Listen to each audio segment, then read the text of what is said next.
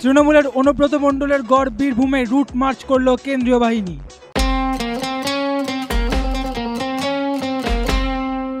লোকসভা নির্বাচনের নির্ঘণ্ট প্রকাশ করে দিয়েছে নির্বাচন কমিশন। এবারের ভোট 7 দফায়।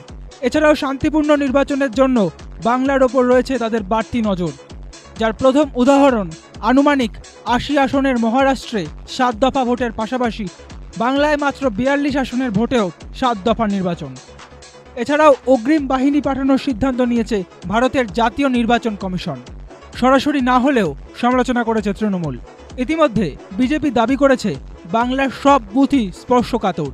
তার প্রতিবাদে তৃণমূল নেত্রী চন্দ্রিমা দেবীর নেতৃত্বে ধর্নায় বসল তৃণমূলের মহিলা নেতৃত্ব। এবার বাংলায় পা রাখল কেন্দ্রীয় বাহিনী। তারা রাজ্যে ঢুকে পড়ল। শুক্রবার সকালেই অনুব্রত মণ্ডলের গড় বীরভূমের মোহাম্মদ বাজারে এসে পৌঁছল কেন্দ্রীয় বাহিনী। সকাল থেকেই শুরু হয় বিএসএফ এর রুট মার্চ।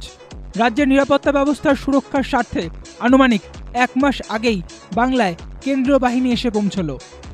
গুড় বাতাসা, চড়াম চড়াম, পাচন ইত্যাদি বিতর্কিত মন্তব্য করেছেন যে তৃণমূল নেতা অনুব্রত মণ্ডল।